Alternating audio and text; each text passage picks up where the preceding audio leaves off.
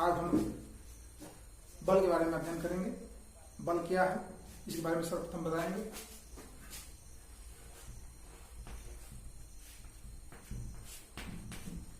सर्वप्रथम बल वह धक्का या खिंचाव है जिसकी सहायता से हम कोई कार्य करते या करने का प्रयास करते हैं। बल वह बाह्य कारक है जो किसी विराम या एक समान गतिशील वस्तु की स्थिति में परिवर्तन करने का प्रयास करता है। गणितीय रूप में बल के बारे में इस प्रकार को स्पष्ट कर सकते हैं कि किसी गतिशील पिंड के द्रव्यमान तथा उसमें उत्पन्न त्वरण के गुणनफल को बल कहते हैं। अर्थात बल बराबर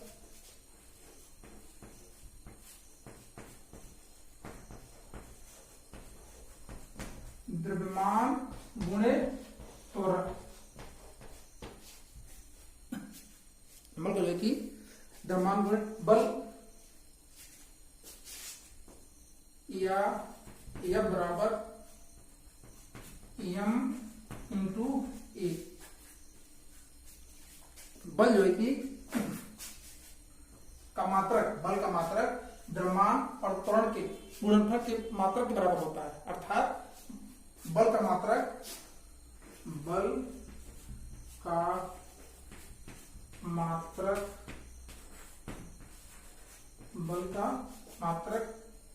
बराबर द्रव्यमान का मात्रक इंटू त्वरण का मात्रक।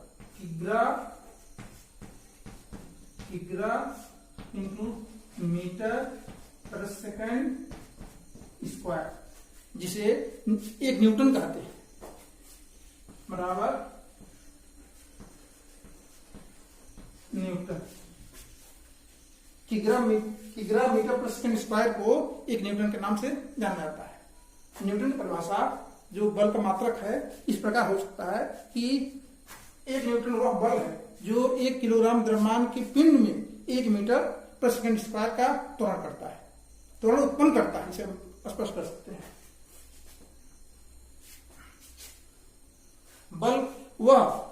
बल को दूसरी परिभाषा इस तरह परिभाषित किया सकता है कि बल वह बाह्य कारक है जो किसी वस्तु की क्या बोलते हैं गति या विराम की अवस्था में परिवर्तन कर देता है। बल को 2 प्रकार से स्पष्ट कर सकते हैं। बल जो है कि द्रव्यमान गुणे त्वरण इस प्रकार किया गया है। यदि बल में द्रव्यमान 1 किग्रा हो और त्वरण 1 मीटर प्रति मीटर स्क्वायर हो तो उसको 1 न्यूटन बल कहते हैं। ये 2 बलों का परिणामी शून्य हो तो उस बल को संतुलित बल कहेंगे। यदि 2 बलों का परिणामी शून्य न हो तो उस बल को असंतुलित बल कहेंगे।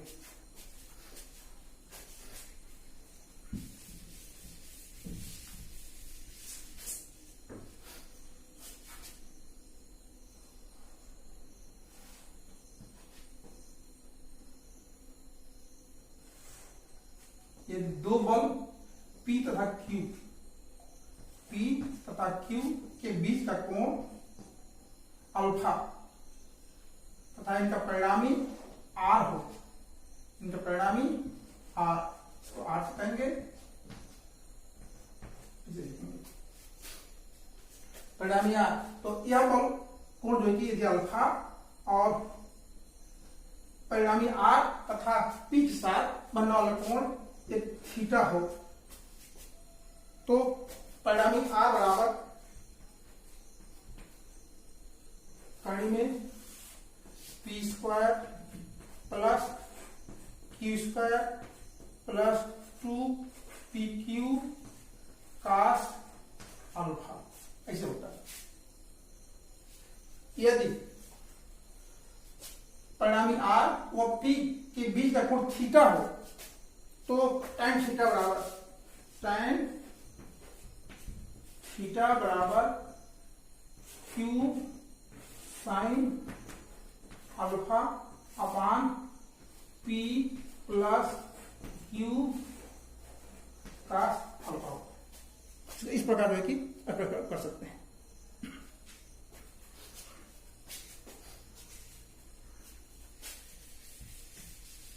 अब हम बताएंगे आपको दूसरा पॉइंट, जड़त्व क्या है। बल के बाद जड़त्व।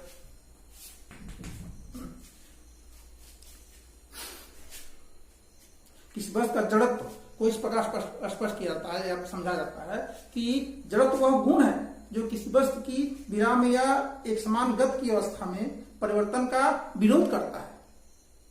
किसी वस्तु की स्थिति का विरोध करता है, उसको जड़त्व कहते हैं। जड़त्व जो है कि 3 प्रकार का होता है।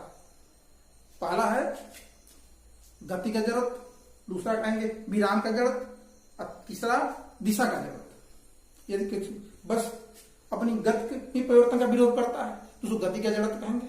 यदि बस विराम में परिवर्तन का विरोध करता है तो उसको विराम का जड़त्व कहेंगे। और यदि बस दिशा में परिवर्तन का विरोध करता है तो उसे क्या कहते हैं, दिशा का जड़त्व कहेंगे। जैसे गति का जड़त्व यह कह सकते हैं, कोई बस सड़क पर चल रही है, ब्रेक लगाने पर या साइकिल को चलाते हैं, साइकिल जो चलती रहती है उसका पैडल छोड़ दीजिए, फिर भी जो साइकिल चलती रहती। विराम के जड़त्व में कह सकते हैं कि बस में बैठे यात्री बस का अचानक चलने पर पीछे क्यों आते हैं, झुक जाते हैं, उसको विराम का जड़त्व कहेंगे। दिशा का जड़त्व से अभिप्राय है कि जब कोई वाहन या चलती बस मोड़ पर जो घूमती है तो उसमें बैठे यात्री मोड़ की विपरीत दिशा में झुक जाते हैं, इसको दिशा का जड़त्व कहते हैं। तो इस प्रकार जड़त्व 3 प्रकार होगा। दिशा का जड़त्व, दिशा का जड़त्व जो मैंने बताया तीसरा, दूसरा कह सकते हैं विराम का जड़त्व, पहला कह सकते हैं गति का जड़त्व। तो जड़त्व जो है कि किसी वस्तु का वह गुण है जिसमें वस्तु अपनी अवस्था परिवर्तन का विरोध करता है। वो चाहता है कि जिस अवस्था में है उसी अवस्था में बनी रहे।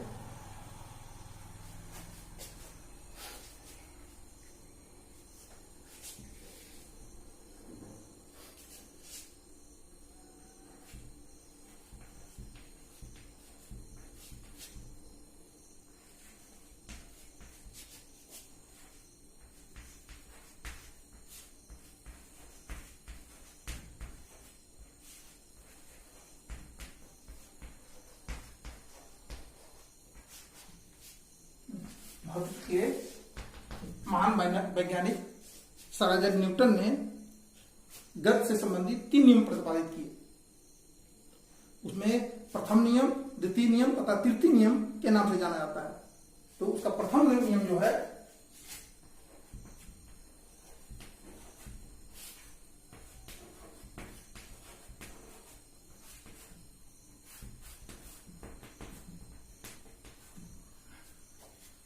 यदि कोई बस विराम अवस्था में है तो विराम अवस्था में रहना चाहती है, यदि गतिशील अवस्था में है तो वह गतिशील अवस्था में रहना चाहती है। वह अपनी स्थिति में परिवर्तन का विरोध करती है। इस नियम को न्यूटन ने प्रथम नियम के नाम से प्रतिपादित किया या बनाया था। इस न्यूटन के प्रथम नियम को जड़त्व का नियम भी कहते हैं, क्योंकि जड़त्व का नियम जो है कुछ इसी प्रकार है, अभी बताया गया था।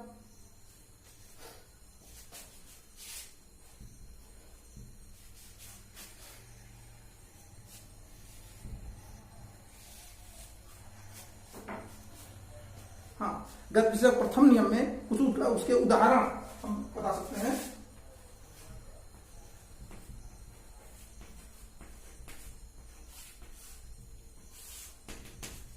न्यूटन गति विषय नियम के उदाहरण, उसमें 2-3 उदाहरण महत्वपूर्ण है। जब कोई बस चलती है या उसका उत्पाद, सबसे अच्छा उदाहरण बस चलती है, बस के अचानक ड्राइवर ब्रेक देता है, ब्रेक देने पर बैठे यात्री आगे की ओर झुक जाते हैं, क्योंकि बस जब विराम अवस्था में रुकती है तो उसके संपर्क में मेरी कमर रहती है, कमर तो रुकती है लेकिन सिर चाहता है हम गतिशील रहें। ये जड़त्व से संबंधित उदाहरण हो सकता है, या गति के न्यूटन के प्रथम नियम से संबंधित एग्जाम्पल हो सकता है। फिर दूसरा एग्जाम्पल हो सकता है कि कंबल को पीटने पर उसके धूल कण क्या होते हैं, झड़ जाते हैं, क्योंकि जब कंबल को पीटते हैं तो कंबल आगे बढ़ता है, धूल कण अपने स्थान पर स्थिर रहना चाहते हैं, वो उससे अलग हो जाते हैं। वृक्षों के फल जो है कि डंडे से मारने पे उसके फल क्या होते हैं, नीचे गिर जाते हैं। ये भी जो है प्रथम नियम से संबंधित एग्जाम्पल हो सकता है। डंडे से उसको मारते हैं या तो क्या कहते हैं, डाल को हिलाते हैं तो डाल आगे बढ़ती है, फल अपने स्थान पर रुकना चाहता है, फिर क्या होता है डाल और फल के बीच तना होता है और फल क्या होते हैं, नीचे गिर सकते हैं। इसको लोग इस तरह कर सकते हैं। तो अनेकों उदाहरण एग्जाम्पल है क्या कहते हैं न्यूटन के प्रथम नियम के। अब हम बताएंगे आप लोगों को द्वितीय नियम क्या होता है।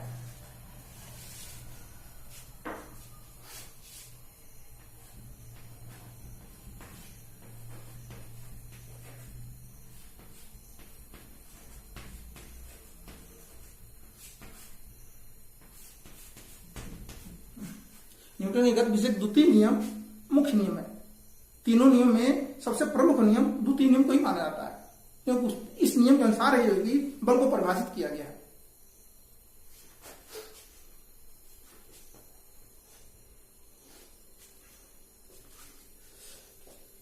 किसी गतिशील पिंड के संवेग परिवर्तन की समय दर उस पिंड पर आरोपित बल के बराबर होता है। अर्थात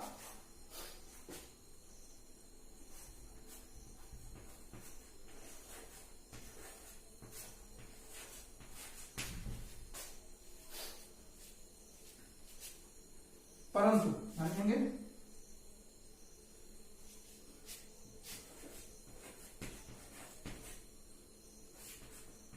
संवेग P बराबर होता है द्रव्यमान इंटू वेग। द्रव्यमान और वेग के गुणनफल को संवेग कहते हैं। तो जो संवेग P है उसके द्वारा यह मान रखने पर उसी प्रकार बनेगा कि यह बराबर d by D T into क्या हो जाएगा m इंटू वी। एम को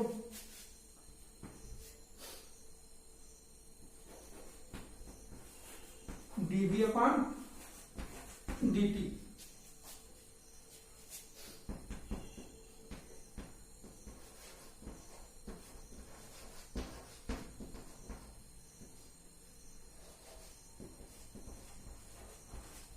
त्वरण होते हैं यानी dv अपॉन dt जो कि त्वरण एक बराबर होता है।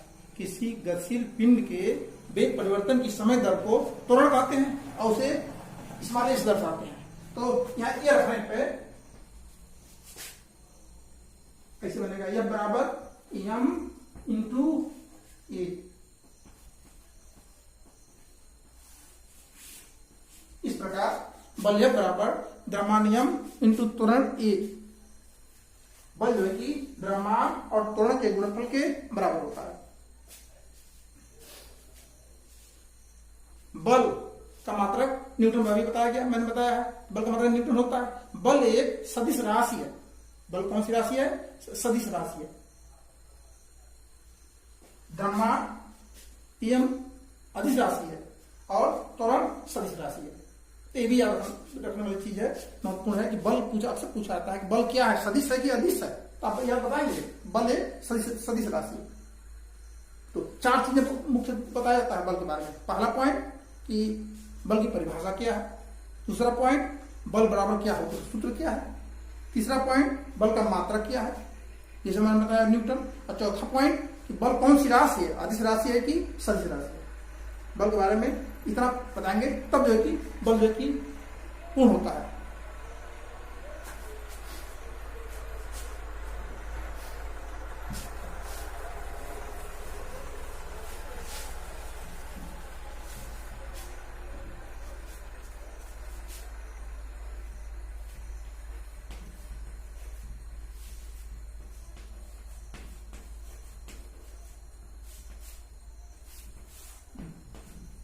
न्यूटन के गति विषयक तृतीय नियम को स्पष्ट करने के लिए या बताने के लिए कुछ इसकी परिभाषा इस प्रकार है कि प्रत्येक क्रिया के बराबर विपरीत दिशा में प्रतिक्रिया होती है।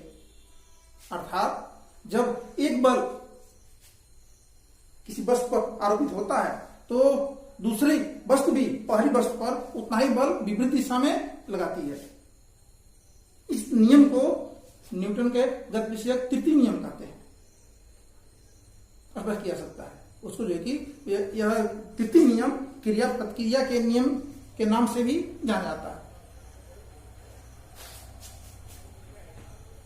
इसमें कुछ एग्जाम्पल ऐसे हो सकते हैं कि क्रिया प्रतिक्रिया का नियम का उदाहरण बताइए।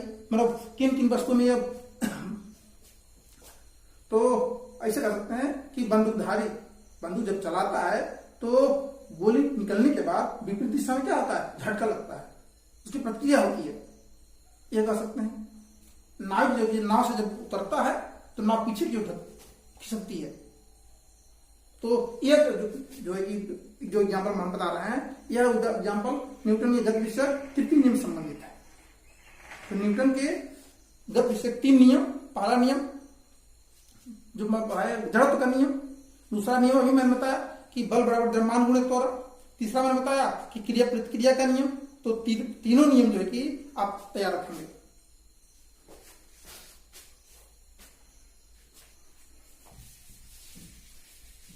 हम क्या करता दिया आप लोगों को, पहले बताया बल बताया, दूसरा पॉइंट बताया जड़त्व क्या होता है, तीसरा मैंने बताया कि न्यूटन के गति विषयक तीनों नियम क्या है, ये मैंने बताया। अब हम बताएंगे बल का आवेग। बल का आवेग क्या होता है।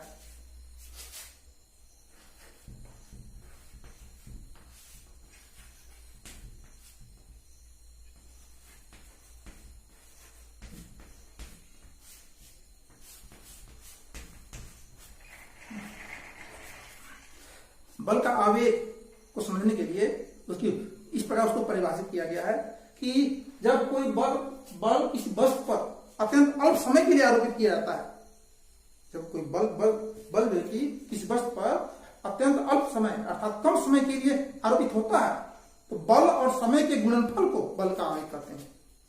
अब समझेंगे इसको कि बल का आवेग क्या होता है। बल और समय के गुणनफल को बल का आवेग कहते हैं। बल आवेग बराबर क्या होगा,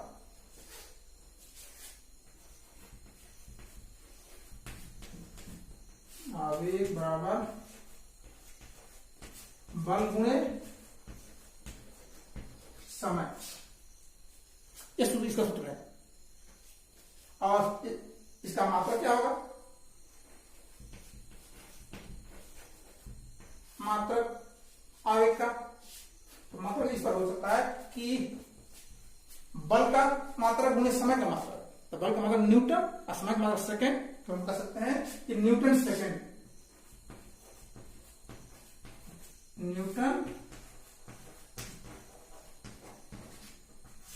सेकेंड।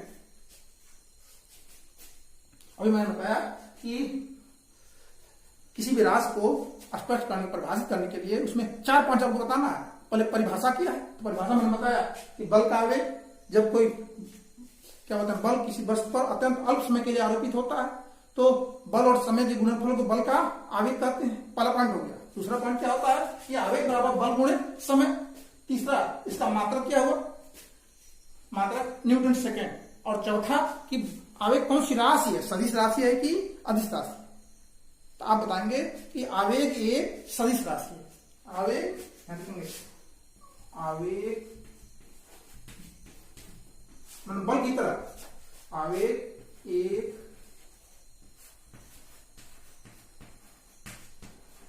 सदिश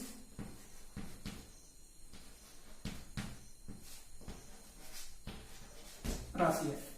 आवेग के बारे में आप जो कि इसकी परिभाषा क्या, 5वां पॉइंट यह होता है कि आवेग कुछ एग्जाम्पल बताइए, उदाहरण। 4 मैंने बता दिया। 5वां पॉइंट एग्जाम्पल हो सकता है कि जब क्रिकेट का खिलाड़ी गेंद को कैच करता है तो कैच करते समय बाल को क्या करता है, और जब वो हाथ में पकड़ता है तो हाथ को पीछे खींच लेता है। इससे लाभ क्या होता है कि लाभ होता है कि समय बढ़ता है, और समय बढ़ता है तो बल का प्रभाव कम हो जाता है, घट जाता है। तो सबसे अच्छा एग्जाम्पल आवेग का यह हो सकता है कि क्रिकेट का खिलाड़ी जो है कि क्या करता है, कैच करते समय खींच लेता है। या ऐसे देखिए कि फर्श पे जब आप जंप करते हैं तो चोट लगती है, गीली मिट्टी में जब जंप करते हैं तो क्या होता है, पैर नीचे बढ़ता है, दबता है। जब गीली मिट्टी दबती है समय बढ़ता है, समय बढ़ता है बल का प्रभाव घट जाता है। तो अगर कोई यह पूछे कि फर्श पे चोट लगता है और गीली मिट्टी पे चोट कम लगता है, तो बल का आवेग द्वारा आप उसे परिभाषा समझा सकते हैं या स्पष्ट कर सकते हैं। ये 2 बहुत अच्छे एग्जाम्पल हैं। खिलाड़ी जो मैंने अभी बताया कैच करता है तो क्या गेंद को हाथ को पीछे खींचता,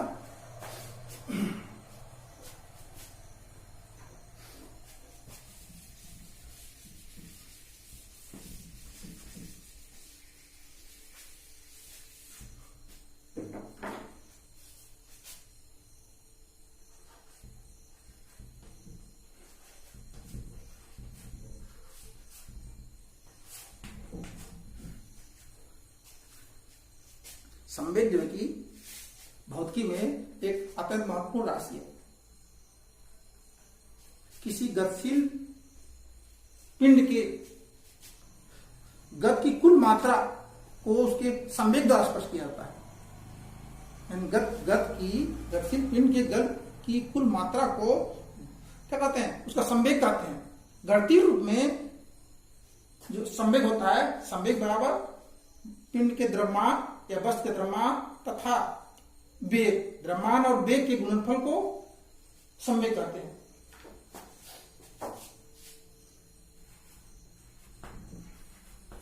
संवेग बराबर द्रव्यमान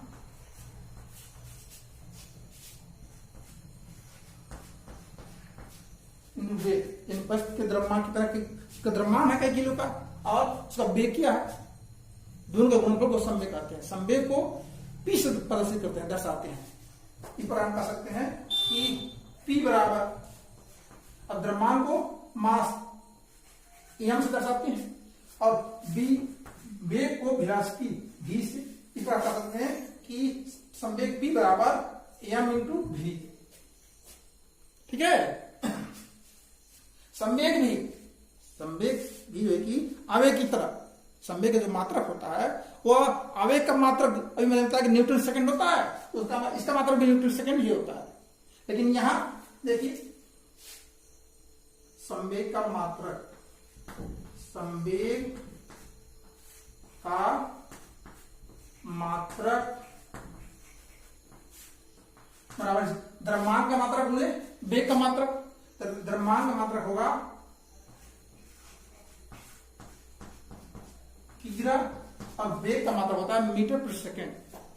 किग्रा इंटू मीटर प्रति सेकेंड, ऐसे कर सकते हैं। किग्रा इंटू मीटर प्रति सेकेंड, ये भी मात्रक हो सकता है, लेकिन इसमें क्या करिए, सेकेंड से ऊपर नीचे गुना कर दीजिए। सेकेंड क्या कर दीजिए, सेकेंड स्क्वायर कर दीजिए। ठीक, तो इस लाभ क्या हुआ कि किग्रा मीटर पर सेकेंड स्क्वायर, ये होता है बल का मात्रक। इसे तो न्यूटन कहते हैं। अभी हम थोड़ी देर पहले बता रहे थे। यहां भी पूरे को इतना जो है कि हम लिख सकते हैं न्यूटन सेकेंड पता रहेगा सेकेंड। इस प्रकार संवेग का मात्रक आवेग की मात्रक तरह न्यूटन सेकेंड। संवेग भी जो है कि एक जो है कि सदिश राशि है आवेग की तरह। तो चौथा पॉइंट और बताएंगे कि संवेग किसे कहते हैं। अभी मैंने बताया किसी गतिशील पिंड के द्रव्यमान और वेग के गुणनफल को संवेग कहते हैं। दूसरा, संवेग बराबर होता क्या है, संवेग बराबर द्रव्यमान गुणित वेग। तीसरा, संवेग का मात्रक क्या है, संवेग का मात्रक न्यूटन सेकेंड, या ये भी कह सकते हैं किग्रा मीटर प्रति सेकेंड स्क्वायर इंटू सेकेंड, ऐसे भी तो कर सकते हैं। अभी मैंने समझाया। और चौथा पॉइंट हो सकता है कि संवेग कौन सी राशि है, तब सब लिखेंगे संवेग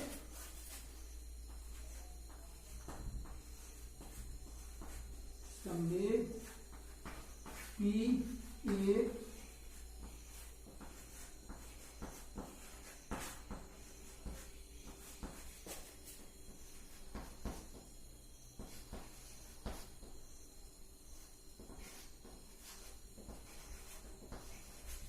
सदिश राशि है। ठीक है। अब आगे संवेग में आवेग संवेग, उसके आगे आता है कि संवेग संरक्षण का नियम। संवेग संरक्षण का नियम बहुत इंपॉर्टेंट है।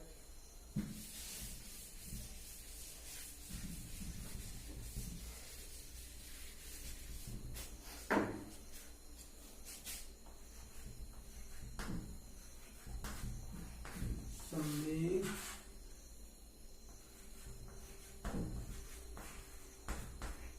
संरक्षण का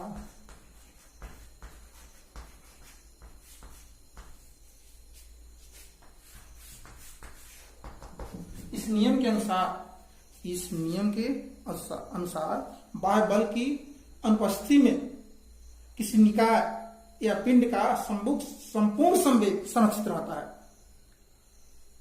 इसको कुछ इस प्रकार कर सकते हैं।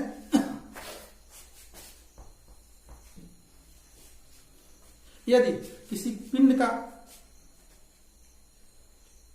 प्रारंभिक वेग u1, ठीक, अंतिम वेग u2 और यदि दो पिंड A तथा B आपस में टक्कर करते हैं, प्रारंभिक वेग u1 और B का वेग u2, टक्कर का पूर्व और टक्कर के उपरांत यदि इनके वेग v1 तथा v2 हो तो संवेग संरक्षण के नियम से कुछ इस प्रकार समझा जाता है कि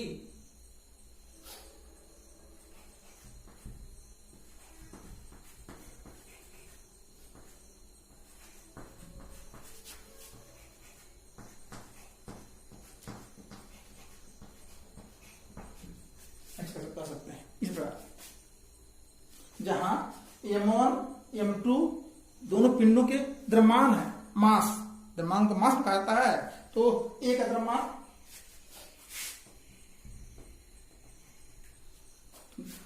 दो पिंड है A और B, दोनों जब टक्कर करते हैं तो उनका प्रारंभिक वेग u1 u2 और टक्कर के उपरांत v1 v2, तो संवेग संरक्षण के नियम से कह सकते हैं कि m1 u1 plus m2 u2 बराबर m1 v1 plus m2 v2। यह संवेग संरक्षण का जो नियम है इसको